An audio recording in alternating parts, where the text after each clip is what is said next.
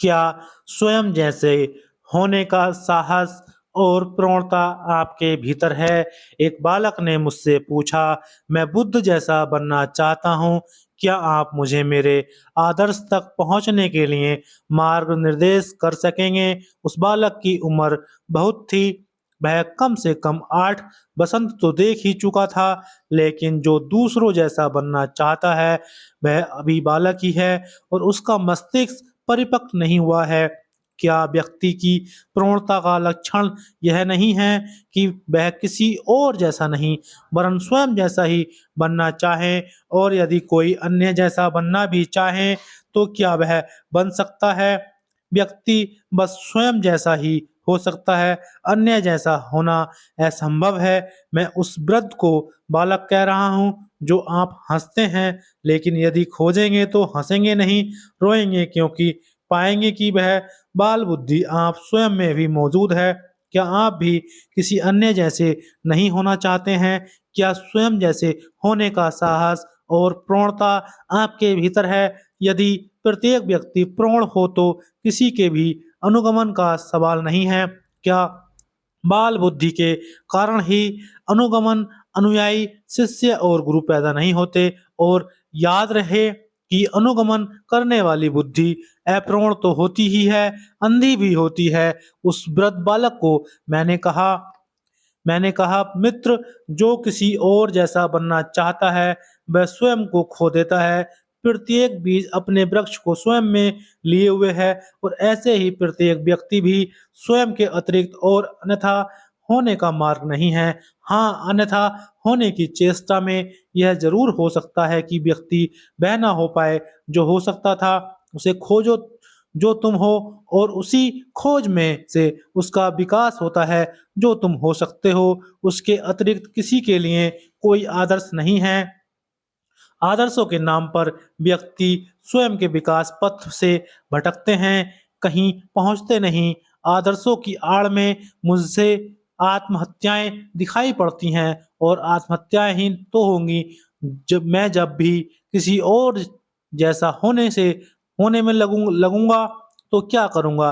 स्वयं को मारूंगा, स्वयं को दबाऊंगा, स्वयं से घृणा करूंगा। ऐसे आत्महत्याएं होंगी और होगा पाखंड, क्योंकि जो मैं नहीं हूँ वह होने का, वह दिखने का, उसे प्रदर्शित करने का अभिनय होगा। व्यक्तित्व में दुई पैदा हुई है कि पाखंड आया। जहाँ व्यक्तित्व में स्व विरोधी आरोपण है, वही असत्य है, वही अधर्म है। यह स्वाभाविक है कि ऐसी अस्वाभाविक चेष्टा दुख लाए, चिंता और संताप लाए। इस भांति के तनावों की अति ही मनुष्य में नरक बन जाती है। स्वयं के सत्य और स्वयं की संभावनाओं के साक्षात से ही जो आदर्श जन्मता है, और उसकी छाया की भांति ही जो अनुशासन सहज आता है, उसके सिवाय सभी कुछ व्यक्ति को कुरूप और अपंग करता है। बाहर से आए आदर्श और अनुशासन के चोखटे आत्महिंसा लाते हैं। इसलिए मैं कहता हूँ, स्वयं को खोजो और स्वयं को पाओ। परमात्मा के द्वार पर केवल उन्हीं का स्वागत है जो स्वयं जैसे हैं। उस द्वार पे राम तो निकल सकते हैं, लेकिन रामलीला के राम का निकलना संभव नहीं है। और जब भी कोई बाह्य आदर्शों से अनुप्रेरित हो स्वयं को ढालता है, तो वह रामलीला का राम ही बन सकता है। यह दूसरी बात है कि कोई उसमें ज्यादा सफल हो जाता है, कोई कम, लेकिन अंततः जो जितना ज्यादा सफल है, वह स्वयं से उतनी ही दूर निकल जाता है। रामलीला के रामों की सफलता वस्तुतः स्वयं की विफलता ही है।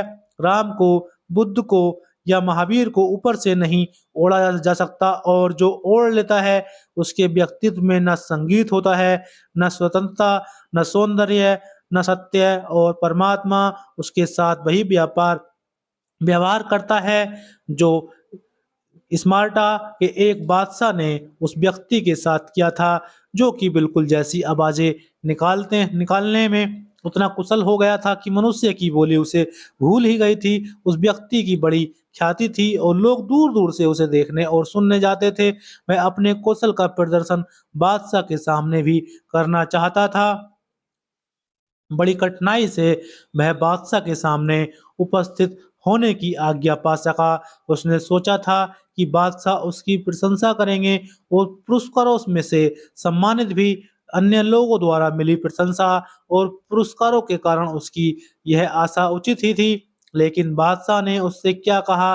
बादशाह ने कहा, महानुभाव, मैं बुलबुल को ही गीत गाते सुन चुका हूँ और मैं आपसे बुलबुल के गीतों को सुनने की नहीं वरन उस गीत को सुनने की आशा और अपेक्षा करता हूँ जिसे गाने के लिए आप पैदा हुए हैं। बुलबुलों के गीतों के लिए बुलबुलें ही काफ़ी हैं। आप जाएं और अपने गीत को तैयार करें और जब वह तैयार हो जाए तो आवें। मैं आपके स्वागत के लिए तैयार रहूँगा और आपके लिए पुरस्कार भी तैयार रहेंगे। निश्चय ही जीवन दूसरों की नकल के लिए नहीं वरन स्वयं के बीज में जो छिपा है उसे ही वृक्ष बनाने के लिए है। जीवन अनुकृत नहीं मौलिक सृष्टि है। दोस्तों, क्या स्वयं जैसे का साहस होना प्रवणता आपके भीतर है? बोध कथा 13 आज समाप्त हुआ। अगली बोध कथा आपके सामने लेकर के आऊंगा। बोध कथा 14 धर्म में विज्ञान की क्या आवश्यकता है। जुड़े रहिए। धन्यवाद। Thank you.